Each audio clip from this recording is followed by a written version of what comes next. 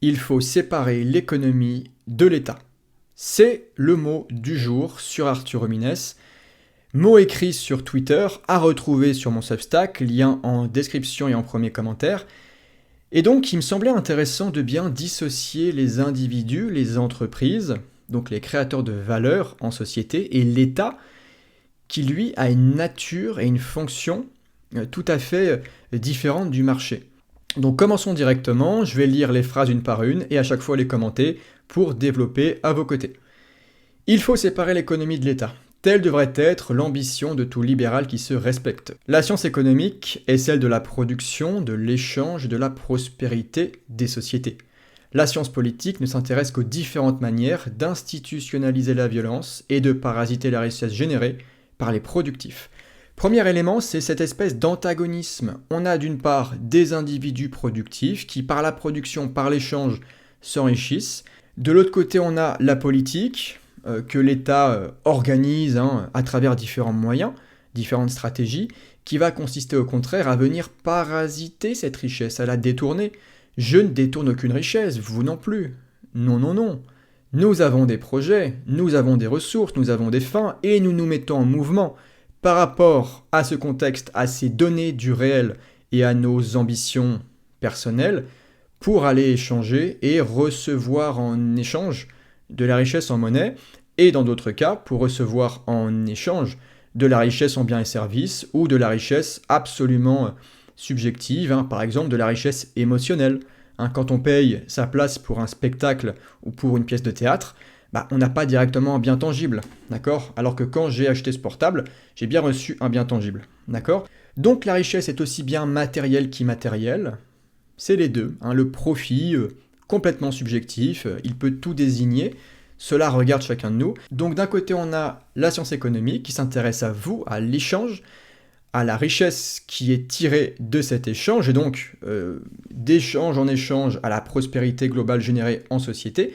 De l'autre côté, on est en train de nous parler d'un organe coercitif qui vient organiser la violence, puisque je rappelle que l'État détient les moyens politiques et donc cela signifie qu'il s'accapare la violence soi-disant légitime sur un territoire donné, qu'il y prélève l'impôt et qu'il y produit le droit. Moyens politiques. Donc les moyens politiques consistent à ça, à organiser la violence et à prélever la richesse chez nous, productifs, par opposition au marché, qui est un espace de civilité, de commerce et de création de valeur. Et l'antagonisme me paraît d'autant plus intéressant à produire ou à révéler dans la mesure où l'État ne peut pas, par nature, produire de richesse. Il ne le peut pas. Pourquoi ? Parce que l'État n'est pas un individu ou une entreprise. L'État ne peut pas échanger volontairement avec quiconque pour s'enrichir et enrichir l'autre en même temps. L'État ne le peut pas. L'État ne fait que s'imposer. Il est l'incarnation, la manifestation de la violence institutionnelle. À travers la division du travail et les échanges mutuellement bénéfiques, l'économie permet à chaque individu, donc j'y reviens, de satisfaire ses besoins tout en participant à l'enrichissement général. Pas la peine d'y revenir, ça a été dit un petit peu avant. En revanche, la politique avec un petit p, donc là j'entendais par là, j'aurais pu le clarifier, la politique, politicienne, démocratique, dans ce grand champ républicain, n'est-ce pas?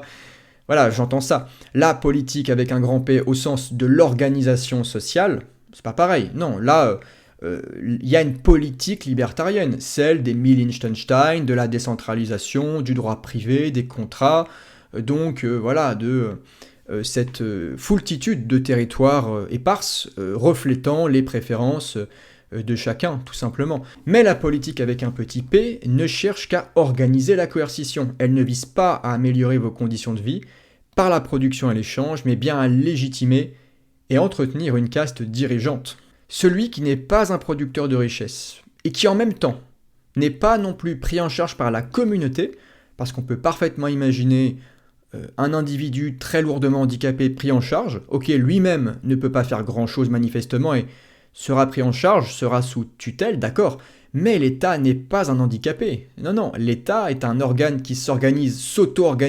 s'auto-légitime en permanence, et se permet d'appliquer ses moyens politiques pour persister, pour perdurer dans le corps social, plutôt au sein du corps social. Et donc, ça ne peut pas jouer pour nous, ça ne peut pas participer à, on va dire, l'agrandissement du gâteau de chacun.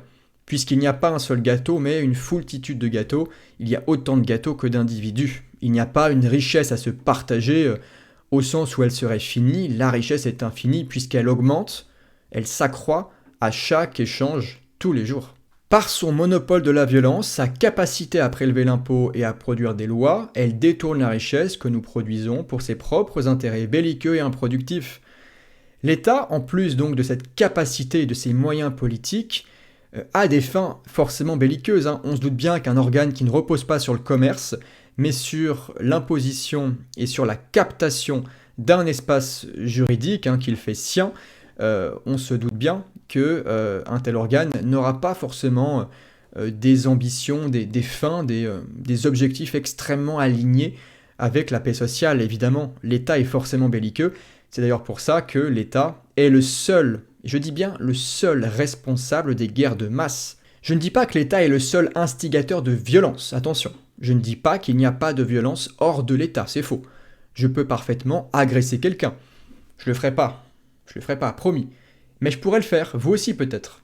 Un individu est capable de violence, de l'initier contre un autre, cela est absolument condamnable et doit trouver réparation en justice.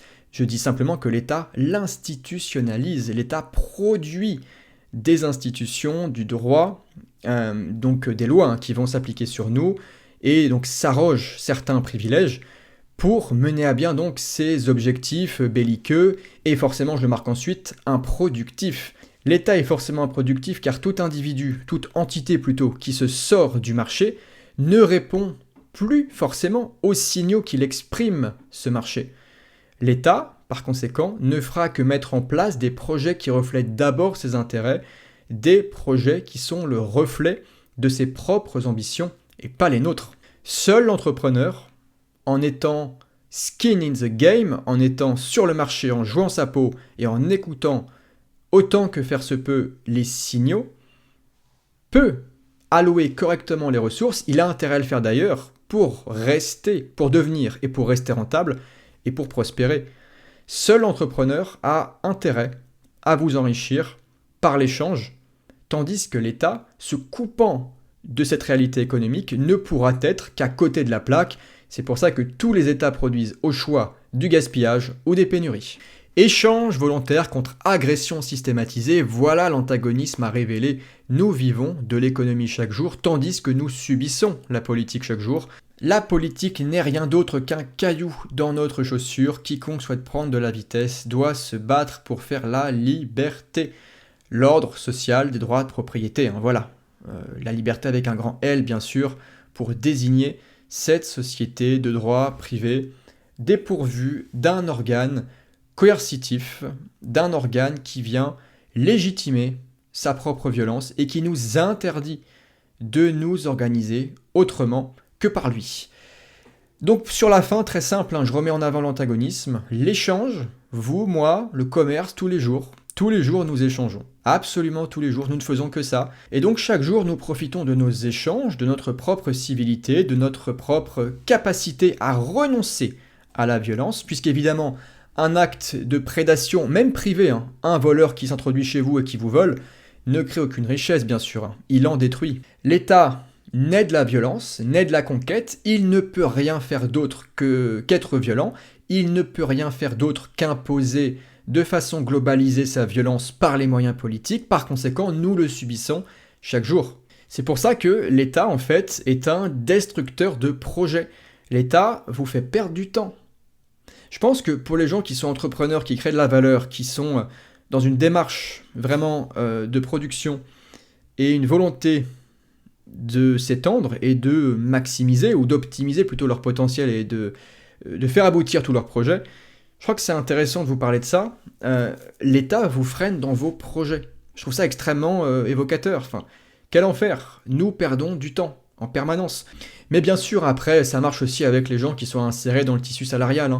Vous auriez dû aussi être plus riche sans État. En fait, tout le monde est concerné, évidemment. À chaque fois, la richesse que nous gagnons, à laquelle nous accédons, est une richesse qui a été amputée à cause de l'État. à chaque fois. Mais rassurez-vous, il n'y a pas de fatalité, il faut simplement faire la liberté. Je m'applique à le faire, et notamment sur mon Substack, www.academiahomines.com. C'est mon espace privé où je produis différentes vidéos réservées à une audience qui là accepte de me verser, et oui, échange gagnant-gagnant, un versement mensuel ou annuel. Et donc la promesse pour vous, ce sont des vidéos d'analyse sociale, économique, qui vous permettront à la fois de démystifier l'État et donc de vous sortir de ces illusions. C'est la première étape, sortir de la matrice étatique pour ensuite pouvoir passer à l'action concrètement dans sa réalité et mettre en place certaines actions qui vous permettront de vivre le moins possible sous le joug de l'État. Bref, si tout ça vous intéresse, lien en description, tout simplement. Écoutez, on va s'arrêter là pour aujourd'hui. Je vous remercie pour votre écoute et je vous dis tout simplement à la prochaine. Ciao!